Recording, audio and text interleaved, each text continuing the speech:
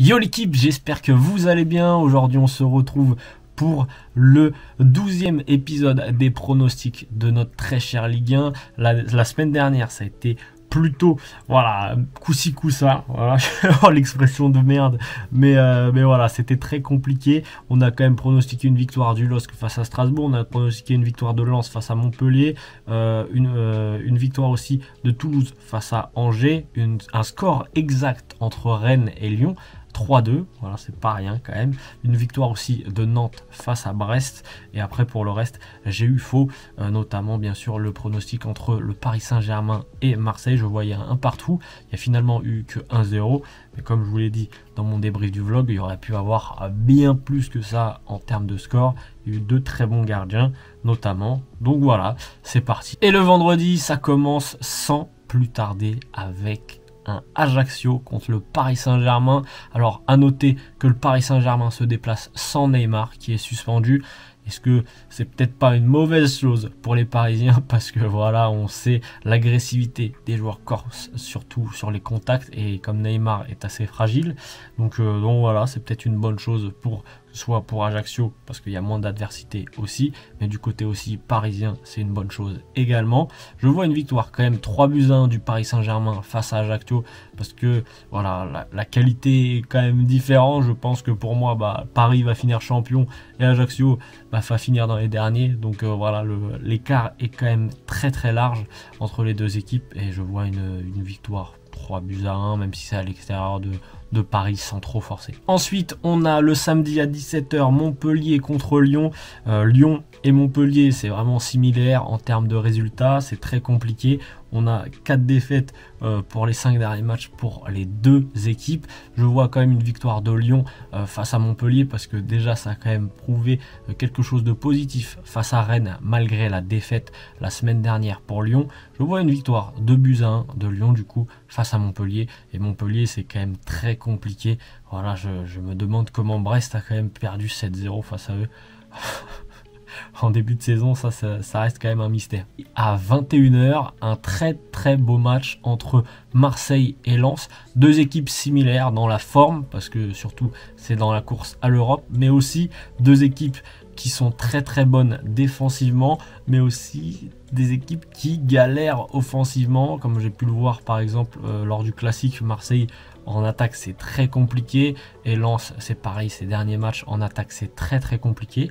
Je vois un partout entre les deux équipes. Je sais que potentiellement Lens peut gagner, parce que Marseille va vouloir peut-être penser aussi à Francfort. C'est une étape aussi importante, parce que c'est la qualif qui va peut-être se jouer dès mardi soir ou mercredi soir, je ne sais plus quand est-ce qu'ils jouent, mais je crois que c'est mercredi soir face à Francfort en Ligue des Champions.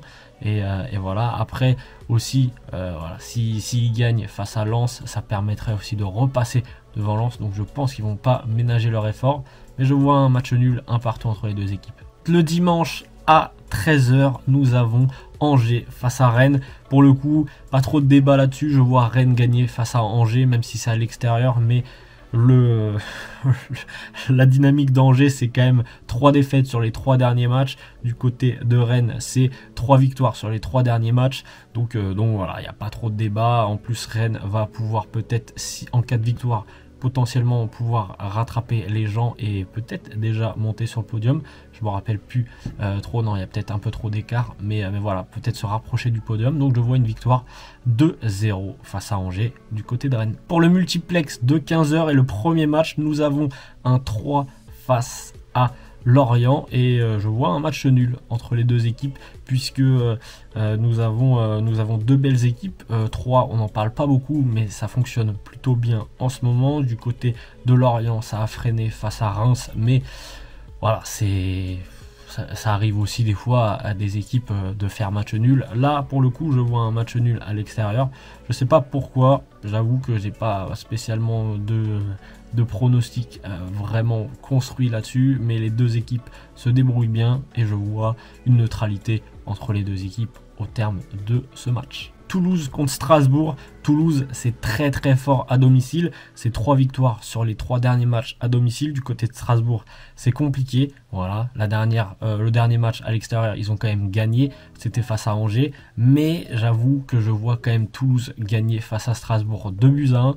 Toujours pas de victoire de mon côté. Je vois toujours pas Strasbourg gagner face à une autre équipe. Voilà, c'est compliqué. Force à vous, amis strasbourgeois. Mais je vois 2-1 de Toulouse face à Strasbourg. Reims-Auxerre, alors je sais pas si c'est un mini derby ou pas entre ces deux équipes parce que c'est quand même assez proche géographiquement.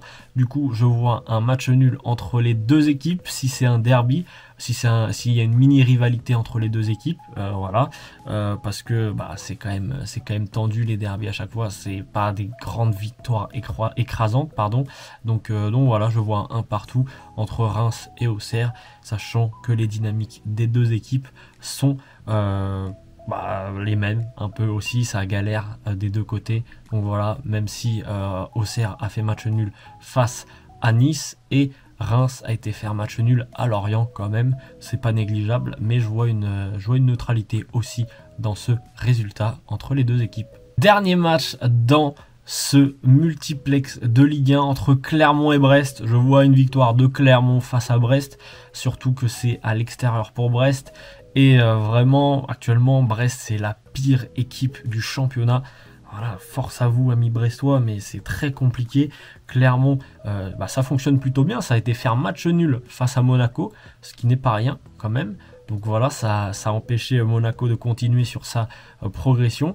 Et c'est plutôt cool pour Clermont. Voilà, peut-être aussi rapproché de cet objectif qui est le maintien. On le rappelle, de grosses équipes, une bonne grosse partie de cette équipe, de ces équipes sont à la conquête de ce maintien. Parce qu'il y a 4 descentes, on le rappelle, dans ce championnat. À 17h maintenant, nous avons Nice qui accueille Nantes. Très compliqué de pronostiquer ce match. Je vois quand même une victoire de Nice face à Nantes parce que Nice, ça a fait match nul face à Auxerre, certes, mais va falloir se remobiliser, gagner enfin un match. Du côté de Nantes, voilà, la victoire écrasante face à Brest, certes, mais comme je vous l'ai dit, Brest, c'est clairement la pire équipe du championnat en ce moment.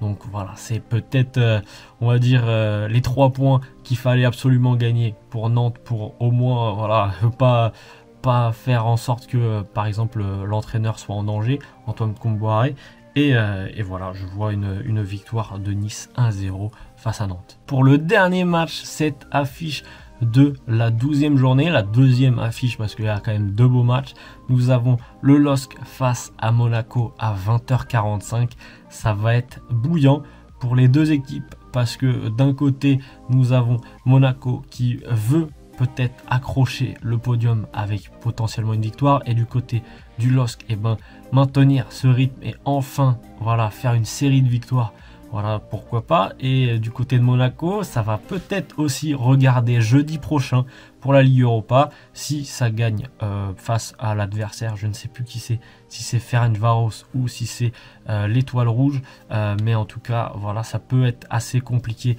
pour les Monégasques, et je vois quand même une victoire 2-1 du LOSC face à Monaco, déjà parce que c'est à domicile, mais aussi du coup parce que le LOSC ne joue pas de Coupe d'Europe, donc voilà, ce sera peut-être vraiment focus pour gagner face à Monaco. Voilà les gars, j'espère que cette vidéo pronostic vous aura plu. N'hésitez pas à liker, à partager et à commenter bien évidemment vos pronostics pour cette 12e journée de Ligue 1. J'espère ne pas trop avoir dit de conneries non plus dans ce petit épisode, mais voilà, je vous fais des bisous, je vous dis à très très vite pour de nouvelles vidéos. C'était Drops, ciao l'équipe.